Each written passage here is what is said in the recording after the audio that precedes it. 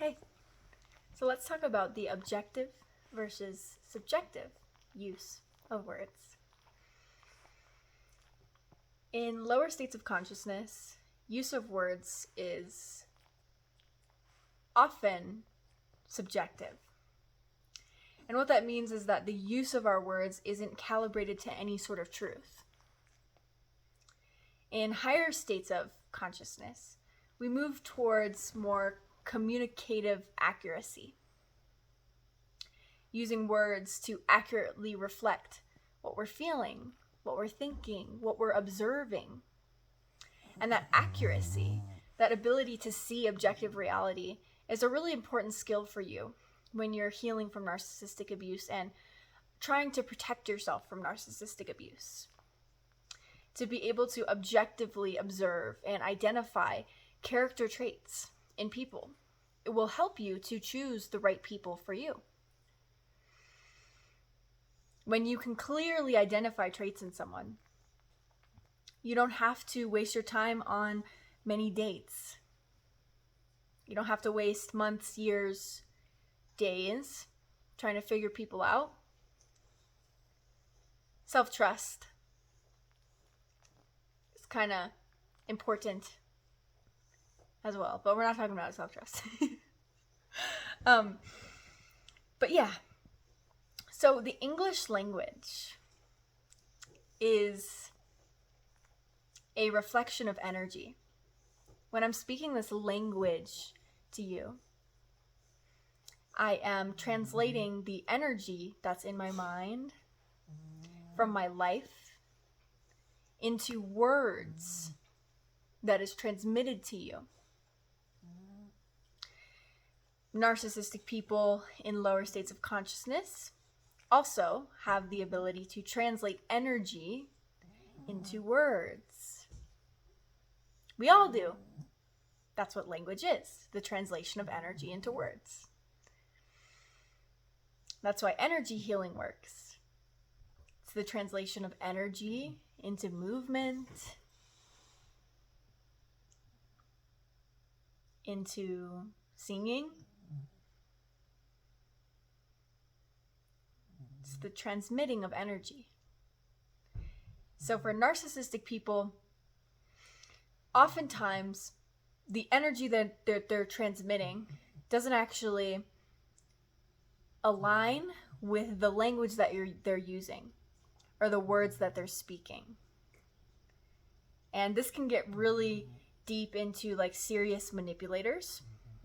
One thing I like to say is that what narcissists say can almost never be a true reflection of their energy or what they're actually thinking. And that kind of way of being is created when we exist in this subjective level of using language, where if you're not calibrating your language to any anchor of truth, then yes, whatever you're saying isn't actually a projection of what you're feeling and thinking. And when you're a sensitive person, like spiritually sensitive, spiritually sensitive person, which we all are sensitive. When we were born onto this planet, we started out sensitive, and we learned over time that our sensitivity was a flaw, but it never was. But so when you heal your inner child and you heal and you start to become more sensitive, you start to pick up on these energies from narcissistic people. They will say words that can be polite and normal, but you can feel the energy that they're actually transmitting. Like, this isn't woo-woo. Language is energy transmitted. So you're actually picking up on the energy that's transmitted. And that's where covert bullying comes into play. Is that narcissists can basically transmit whatever energy they want and use those words, whatever words they want. And that gives them what's known as plausible deniability. I didn't say anything mean. Maybe they didn't. But did they transmit something mean? Did they transmit something hostile? Did they transmit something Aggressive? Oftentimes, yes. And, you know, this is also why when you call out narcissists who behave in this subjective way with their words, that they are often so convinced that they're innocent, that they haven't done anything wrong. Because their anchor of right and wrong is kind of not right. Is not calibrated the same way as healthy people, I would say. So to kind of the non-complex mind, let's just say in lower states of consciousness, it's like we have these ideas and beliefs about what is right and wrong. Saying this word is wrong. We see this a lot in childhood conditioning. Many of the older generations and kind of traditional parenting styles really hate when people say cuss words. But the thing about cuss words is like fuck, shit. The thing about cuss words is that the word itself isn't bad. It's the energy that's being transmitted when the word is being used. And so parents with this lower state of consciousness kind of control their children's use of words. It's like, you can't say fuck. You can't say stupid. You can't say dumb. And that's confusing for a child, right? Because you can say stupid and not be transmitting insulting or aggressive energy. You can say fuck. Fuck. I'm just being silly. You can say fuck and then not be transmitting bad energy. But at the same time, you can say stupid and be transmitting harm. You can say dumb and be transmitting harm. But it's not the word that is the problem. It is how that word and piece of language is being used. So when people grow up in this conditioning, when there is no self-reflection, we still think that this is how the words work, the world works. If I'm not saying mean words, then I'm not being mean. If I'm not, If I'm not saying mean words, then I'm not being mean. If I'm not saying the wrong words, then I'm not being mean. Words aren't wrong. What you transmit when you're saying those words can be right or wrong.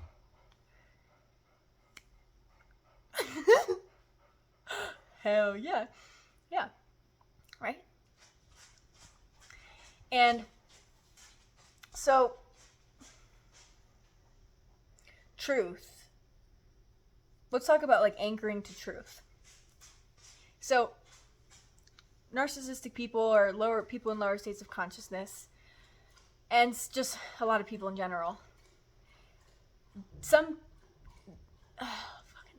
how do I want to say it? They don't have I'm just going to give myself a minute and pause so I can collect my thoughts. So, when people are used to resolving conflict, fucked up again.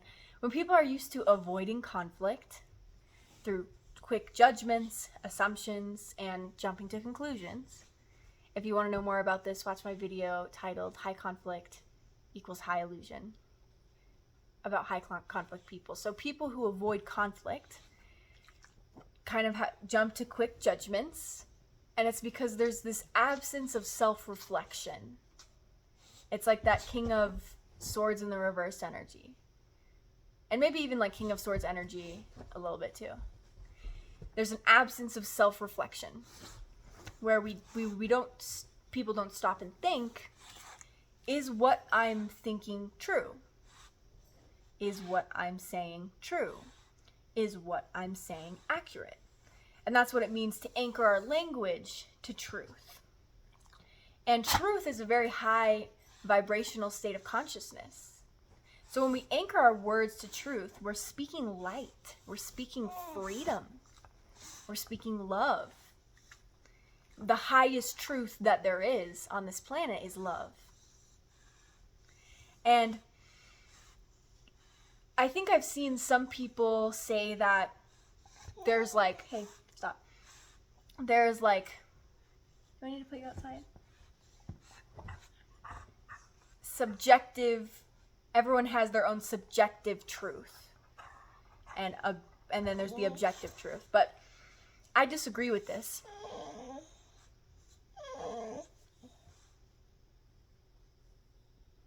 But there is really no such thing as subjective truth. There is the truth and the true reality. And no matter what someone says, the truth is the energy that they're transmitting. That's the objective truth. So to be able to recognize the energy isn't like some like woo-woo difficult spiritual psychic gift, in a way. In a way, it's not. It's like a natural human way of being. How we communicate is through the transmission of energy.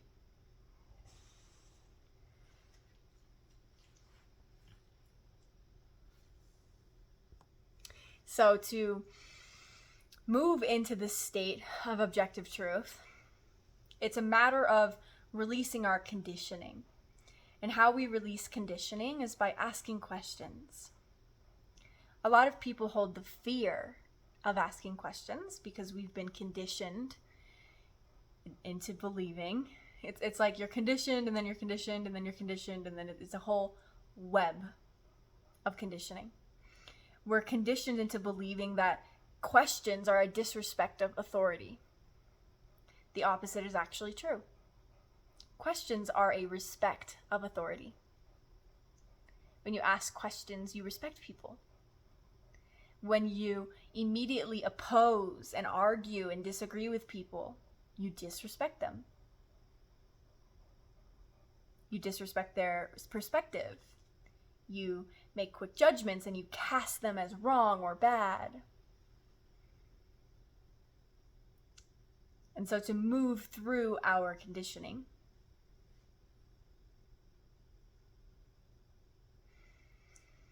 we want to start asking questions. Is it actually wrong to say fuck?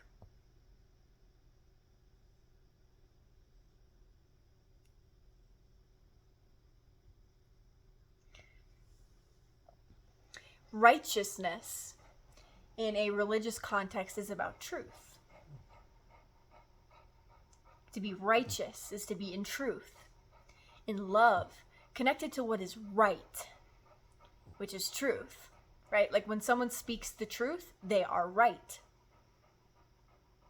They're right about what happened in reality. They're right about the energy that was occurring. They're right. When someone doesn't speak the truth, they're wrong.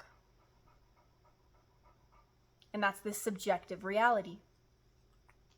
When we speak in a subjective way, where we speak words but our energy is transmitting different, that's a form of manipulation, and it's wrong. Wrong in the sense that your words are not matching your energy, and wrong in the sense that you are not speaking the truth. You're not talking about the truth.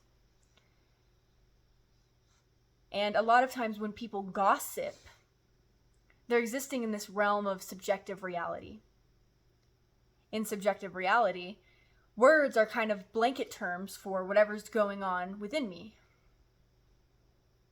Words are blanket terms for whatever serves my ego.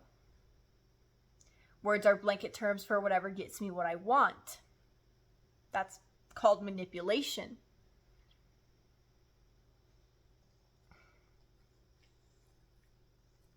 And so when narcissists gossip and talk crap, gossip is wrong. Gossip literally means that they are not speaking truth. When people gossip, oftentimes their energy of what's going on is very different than the words, right? So what's a good example? So when someone labels you as something that you're not, the energy that could be going on that they're actually transmitting is, I want to sabotage this person so they don't take my position. The energy that's being transmitted could be, they said something that I didn't understand. They said something that conflicts with my worldview. They said something that I don't like. And it comes out in all these subjective ways where no one is actually speaking about the truth of what is happening. A lot of people who are called crazy.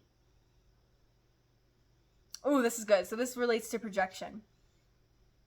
When people project,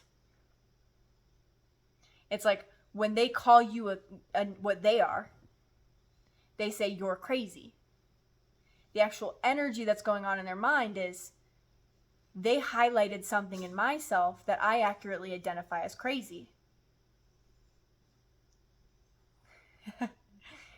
They shined light on a behavior in myself that I didn't like.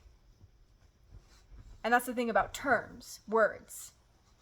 Even words like crazy, lazy. That rhymed. Lazy. Incompetent. Those are, we know them to be insults. But it's not an insult if you're not insulting someone. It's not bad to be in a lower state of consciousness. It's not inherently wrong to be lazy or bad to be lazy. To be lazy means that there's improvements to not be lazy, that there's different action that must be taken to get out of that state. That's all it means. That's all words really mean. To be crazy means that there's different actions to get out of that state of craziness. And this is, some of the pain that we experience in narcissistic abuse is that narcissists speak in a subjective way towards you. And then you take that as truth. They call you crazy. So you try and fix your craziness. But the truth was never that you're crazy. So there's no action that you need to take to fix your craziness because you're not crazy. Lazy's a big one. There's no action you need to take to fix your laziness because you are not lazy. And oftentimes when narcissists are projecting and calling us names, it's not the word that's hurting us. It's the fact that someone is using a word to hurt us. Using a word to distort our perception of ourselves. Using a word to sabotage us. That's what hurts.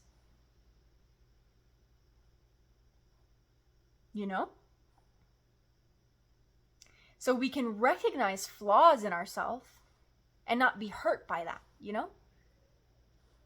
Not be hurt by it.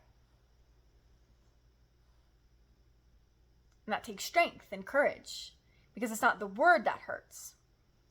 If when we're recognizing our flaws, then we're hurting ourselves, well, yeah, then that hurts.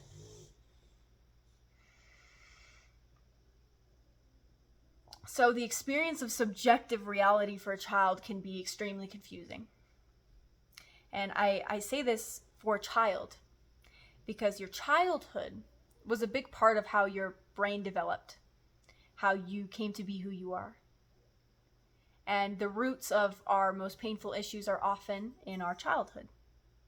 What happened to us in childhood? And subjective reality is one very confusing and painful thing for a child because the child is connected to true reality, truth. Yet, many adults around them, narcissists stick together, many adults around them are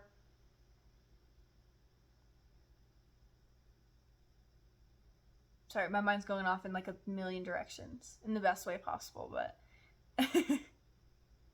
oh my gosh. Many adults around them are constantly speaking in this subjective way. So the signals are so mixed. It's so mixed. It's so hard to connect with people who are in this subjective state, right? Because you don't, what they're saying isn't matching their energy, and that's confusing. And it's like, you never know what to do. You never know what to say. You never know like how to please them, how to connect with them, because one of the whole points of subjective reality is a kind of block to connection. It's really hard to connect with someone when their energy isn't matching their words. It's hard to connect to that. You have to like decode it and analyze it. And that takes a lot of energy. It's exhausting.